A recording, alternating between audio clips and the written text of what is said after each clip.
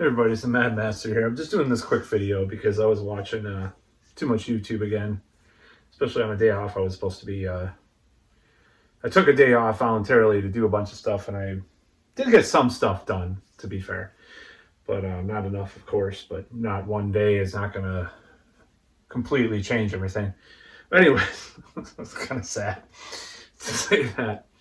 But anyways, I was going to talk about this Cornel West leaving the Green Party and some of the reasoning behind that and how just bonkers this story is about this. And this makes me, I have said that I like Cornel West. There's a lot of stuff I don't like about him.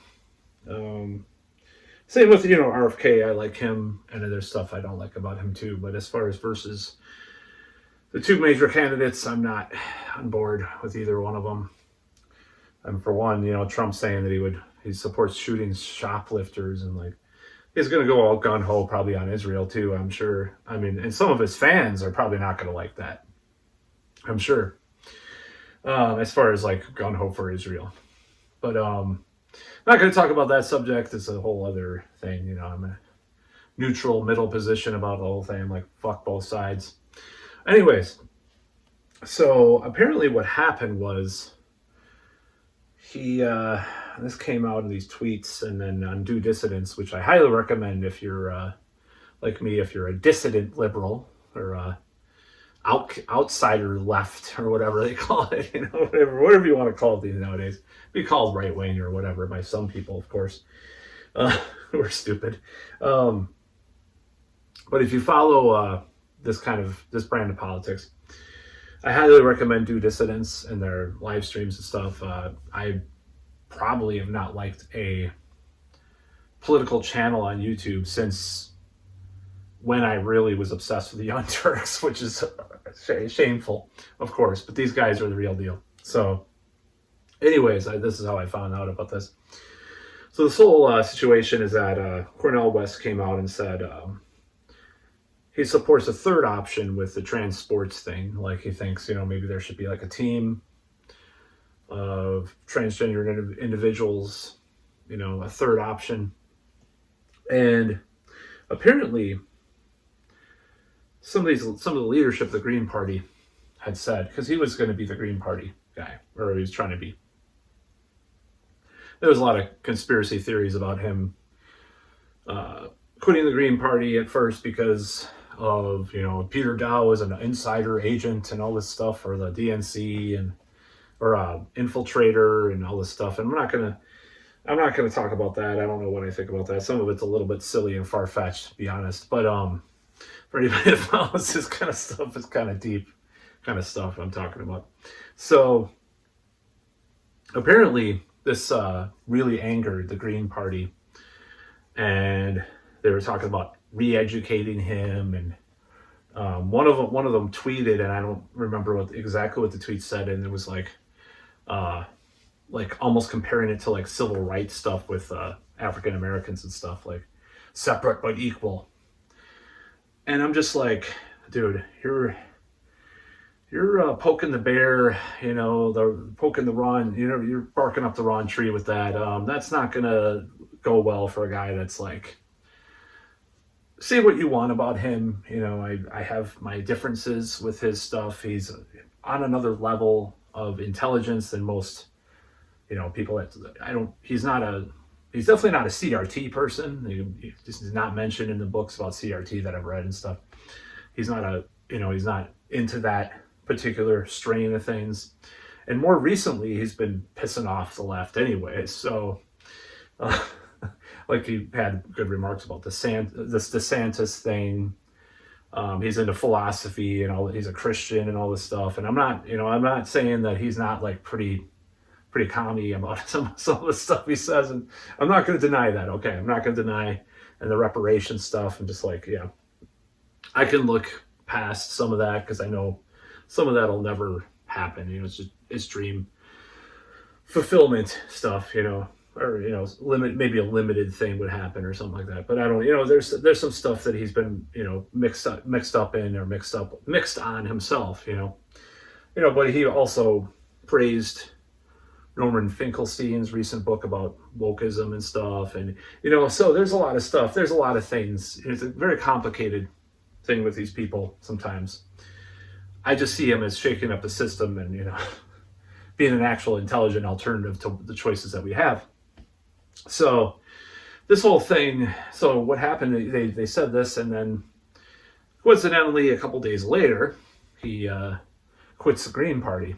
And the Green Party seems, I mean, I read some stuff that they were split. They've kicked people out for not being into the CV19 stuff, as much as they were. Not that that has anything to do with this video. Or they've kicked out people for not being ideologically pure with all the stuff that they say. Well, that's fine, because a party has a platform you have to follow. But at the same time, it's like, it almost reminds me of that Democratic Socialist convention in 2019 where people were like yelling at the speakers for clapping too loud because they were sensitive to sounds and like all this crazy nonsense. Like, oh my God. I used to like kind of identify with some of that stuff. So make a note that thinking that like Europe in the 90s, like Northern European countries in the 90s, it had like harm reduction stuff with drugs or national health care that worked and they were still a very thriving society. I think like taking some of those ideas and adopting it to America, I think there's an ideological difference between that, having, positive appraisals of some of these people's ideas in Northern Europe, which I always have had, and then saying like, that's equal to these democratic socialists in America who are completely bonkers. I can't even imagine. I can't even fathom those people being in power. Some of those people, and they're just so ludicrous. And when you're in an insane asylum, some of the more coherent, least insane people. I'm going to say that Cornel West. I mean, he's on Fox News and stuff. He's like, he talks to the enemy. He doesn't call him enemy. He calls him brother, sister, whatever he is. This thing. It's almost like Manowar. Calling people brother, come up on stage. Or like what's his name? That wrestler. So I just find it really funny. I find him refreshing, in some ways. I don't agree with a lot of this stuff, but I think like a bulwark against a lot of the bad stuff that's happening, and especially the foreign policy stuff. He's definitely clear on there, and so is RFK. RFK, Trump to a certain extent, and Cornel West all have that. To some extent, less Donald Trump, of course, because who knows if he wants to go to war with Iran or China. The other countries, no, but some extent, like a right winger want to go war with China, and then a left winger Democrat will go to war with Russia. So it's all bullshit. But and RFK is definitely pro-Israel to a kind of somewhat extreme extent, too much. So Cornel West, RFK, roughly, like I like them both, and I dislike them both for various reasons, but they're all, everybody's bad. I mean, all politicians are pretty bad, but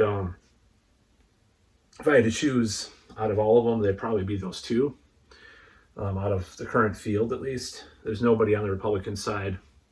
I mean, I would dare say that Trump is like the least harmful. Well, depends on what you mean. I don't like Trump, and some of the stuff that I just judge it. See, this is the thing. I judge it by how was he as president. He wasn't that fascistic as people say. So I don't know. It's a toss up. I don't know. I don't like Trump though. I wouldn't support Trump. But those two are the only people that the RFK and Cornel West are the only people that I really respect to any extent, and I still don't like them completely. But and Marianne Williamson in the past I liked, but she just started I started to kind of see through some of the stuff that she was pushing to. Tulsi Gabbard in the past as well, and I'm not as big of a fan of hers. I predict that RFK is going to pick her as a Veep candidate. That's my prediction too.